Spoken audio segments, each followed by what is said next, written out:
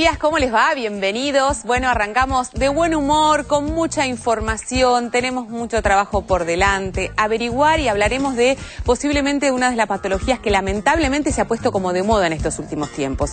Estamos hablando del ACV y esto combinado con las arritmias. ¿Hay una relación? El tener una arritmia implica que tengamos mayor riesgo de tener un accidente cerebrovascular. Esto es lo que vamos a averiguar hoy particularmente. Vamos a hablar de la prevención, vamos a hablar de los síntomas. Esto que puede suceder sin tener demasiados síntomas claros, lo que nos asusta aún más. Vamos a ver cuáles son estos parámetros a tener en cuenta para consultar rápidamente a una guardia y por ende después a un neurólogo. ¿Cómo le va, Roberto? Muy bien, muy buenos días, Dolores. Bueno, a todos les damos nuestros teléfonos. Bueno, 4535-0705, 4535-0706 con el 011 para los que llaman desde el interior del país. ¿Sabés que yo creo que la gente ya lo sabe de memoria, igual que vos, Robert? ¿Viste esa sensación de que uno dice todos los días, repasamos los teléfonos, repasamos el mail y me da la sensación de que ya todo el mundo lo sabe? Pero no importa. Para el que está nuevo ahí del otro lado, les contamos cuál es nuestro mail. Médicos@tvpublica.com.ar ¿Y nuestro Facebook? www.tvpublica.com.ar/Facebook Médicos. Bueno, recuerden que esto no es una dirección más, sino que allí podrán encontrar todos los programas que ya han sido emitidos de Médicos por Naturaleza. Podrán compartir información inclusive con otras personas que ven el programa y se intercambian y se pelean y opinan y hacen inclusive foros de discusión. Hoy hablamos de ACV y arritmias y esto es un pequeño adelanto de lo que desarrollaremos hoy aquí en el programa. El ACV es la segunda causa de muerte en el mundo y también en Argentina. Es la primera causa de discapacidad y es un problema muy importante para la salud pública de cualquier país. Afortunadamente existen tratamientos preventivos y existen tratamientos para evitar la discapacidad. El secreto es conocerlos, consultar al médico y llegar a tiempo para recibir el tratamiento. Un consejo para personas que padecen algún tipo de arritmia es, primero, realizar un diagnóstico de certeza de qué tipo de arritmia es la que se padece, porque si es fibrilación auricular, esta es la única de todas las arritmias que puede producir un accidente embólico cerebral y un accidente cerebrovascular. Bueno, vamos a desarrollar todos estos temas, pero ahora tenemos otra información que compartimos con la doctora Casi. Andrea, buen día. Buenos días, Dolores, buenos días, señor, señora. Bueno, hoy les traje para informarles respecto a un estudio que se ha hecho en nuestro país y habla de la desinformación que la gente tiene respecto a los cánceres y a los diferentes tumores que pueden darse en la cabeza y en el cuello. Este estudio dice que más de la mitad de las personas creen que es un tumor que se origina en el cerebro, cuando en realidad usted, señor, usted, señora, tienen que saber que la cabeza y el cuello, además de contener el cerebro, tiene otras estructuras con tejidos que pueden originar cáncer. A saber, laringe, boca, lengua, labio y otras estructuras, y es importante que usted lo sepa porque también hay un alto desconocimiento sobre los síntomas. Básicamente puede haber dolores de cabeza raros, de los no comunes que usted suele tener, gustos feos en la boca, sensación de tener algo que ocupa la garganta y sobre todo lo que va en frecuencia es la inflamación de un ganglio o de varios. Saber que esto tiene relación con el alcohol, el cigarrillo y el HPV, y bueno, es importante que usted esté atento ante cualquier de estos síntomas porque realmente el diagnóstico es tardío y si usted consulta ante cualquier duda que tenga, podemos llegar a un diagnóstico precoz. Bueno, ya seguramente desarrollaremos este tema en otro programa porque es algo muy, pero muy interesante del que pocas veces se habla aparte. Pero hoy lo que nos incumbe es el accidente cerebrovascular. En realidad lo que nos preocupa es no tenerlo. Por eso es que tenemos que estar atentos a cuáles son estos factores de riesgo que podemos evitar, cuáles son estos síntomas, cuáles son las medidas preventivas a tener en cuenta. Consultamos al doctor Luciano Sposato, que es neurólogo, director del Centro de Ataques Cerebrales de la Fundación Favaloro, y esto nos decía. El ACV es un problema neurológico que ocurre por alteraciones de la circulación, es decir, las arterias cerebrales o se tapan o se ocluyen produciendo un infarto o se rompen produciendo una hemorragia cerebral. La primera forma, que es la oclusión de la arteria, es la más frecuente, se llama ACV isquémico, y la segunda, que es menos frecuente, se llama ACV hemorrágico. En el ACV es muy importante saber reconocer los síntomas, que los podemos dividir en 5 grupos. Lo importante de todos ellos es que ocurren en forma súbita, de un segundo para el otro, y aparte que no es necesario que estén todos juntos para que uno sospeche que se trata de un ACV. El primero de ellos es tener problemas motores, dificultad para mover un brazo, una pierna o la mitad de la cara, El segundo es tener problemas para hablar o para entender lo que nos dicen, ya sea para pronunciar o para decir directamente lo que queremos expresar. En tercer lugar, los trastornos visuales, es decir, problemas en el campo visual o para ver con uno de los dos ojos. El cuarto es la conjunción de trastornos del equilibrio, falta de coordinación, pérdida de estabilidad.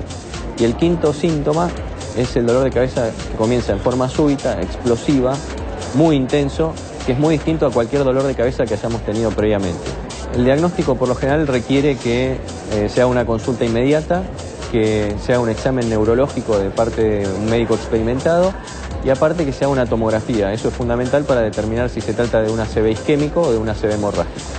Para el tratamiento es indispensable llegar cuanto antes al hospital porque por cada minuto que pasa se pierden muchísimas neuronas y lo que se hace es administrar una sustancia por vía intravenosa que diluye el coágulo que está ocluyendo la arteria y de esa forma se restituye la circulación cerebral.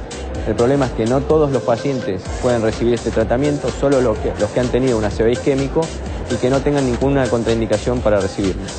Una vez ocurrido el ACV, se puede rehabilitar. Ese es un mensaje positivo que tenemos que dejarle a la gente.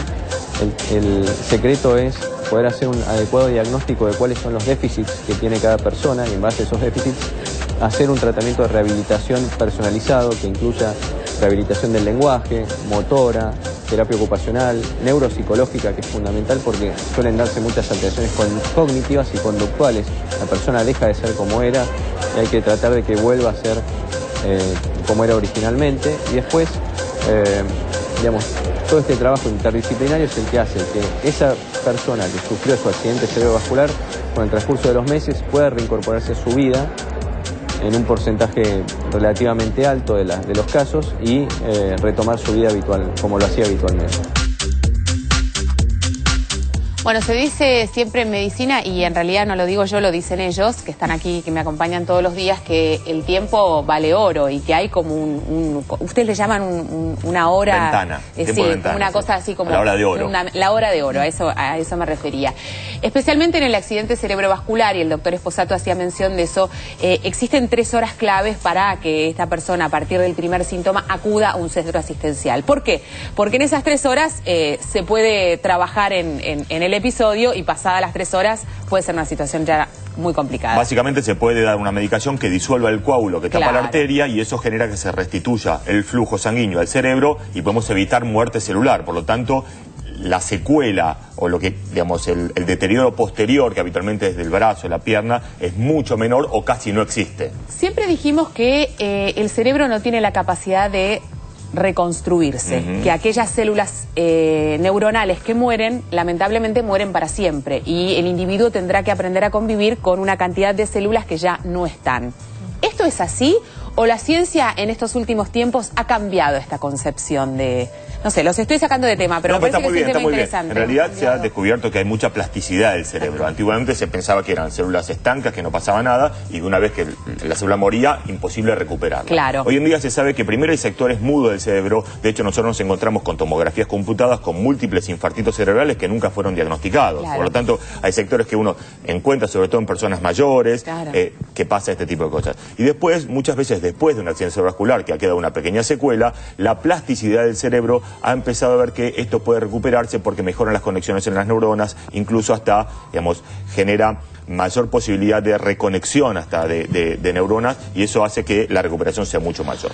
Andrea, la edad es un factor preponderante para que estos pequeños infartitos sucedan y como decía Guido, en algunos casos inclusive no nos damos cuenta de que ocurren. Exactamente, en realidad muchas de las veces a las personas mayores por otras cuestiones le haces algún tipo de imagen, una tomografía o una resonancia magnética y descubrís que en realidad hay infartos que no tuvieron en su momento expresión clínica, pero es común y se los llaman multiinfartos, es decir, no forman parte del envejecimiento, pero en pacientes con cierta predisposición y factores riesgos vasculares durante su evolución y durante toda su vida van haciendo pequeños infartos que no traducen clínicamente, pero sí, es común. El doctor Esposato también hacía referencia, como poniendo mucho énfasis en la recuperación, ¿no? Y en la recuperación emocional, especialmente de estos pacientes, que seguramente se quedan con mucho temor, porque como bien nos indicaban, es algo que uno no ve venir.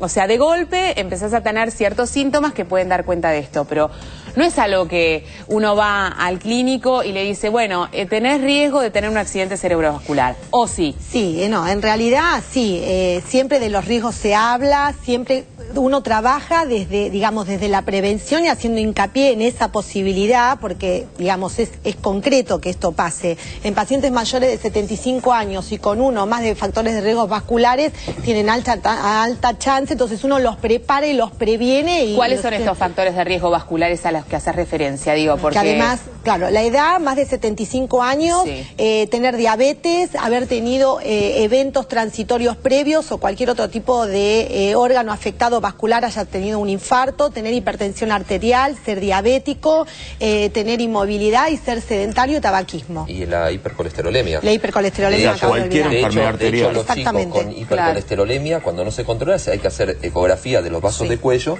para ver si no hay un ateroma, que es una placa de colesterol que se adhiere a la pared de adentro de las arterias, que eso corre riesgo de desprenderse y hacer un trombo. O sea, que eso hay razones orgánicas para que esto suceda, porque siempre relacionamos o mal relacionamos al accidente cerebrovascular con un aspecto emocional. No. Como que alguna situación, algo disparó que finalmente esta persona tenga un accidente cerebrovascular. Equivocadamente. Sobre una base orgánica. A ver, obvio. convengamos dos cosas. Eso es más para el infarto de miocardio. Eso. De todas maneras, un pico hipertensivo, producto de una situación emocional, puede generar un accidente cerebrovascular. Por lo tanto, no está tan desconectado. Que nunca hablamos de causa, sino de facilitador. O sea, cualquier factor emocional que desestabiliza a la persona es un factor facilitador de que esto pueda llevarse a cabo. Nunca la causa en sí misma de... No, pero yo quería justamente poner énfasis en esto, porque si no es como que nos lavamos las manos y no tomamos cartas en el asunto. Y el objetivo de este programa es justamente saber que existen factores de riesgo concretos, más allá del aspecto emocional que...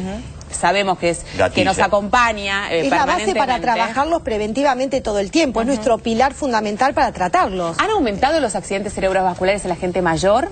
¿O siempre es...? No, siempre hay un número de prevalencia, digamos, habitual, como pasa con cualquier enfermedad, pero en realidad trabajando, se sabe, digamos, inclusive mundialmente en nuestro país, que trabajando a conciencia los factores de riesgos vasculares, el impacto es menor. ¿Tienen más accidentes cerebrovasculares las mujeres que los hombres o es indistinto?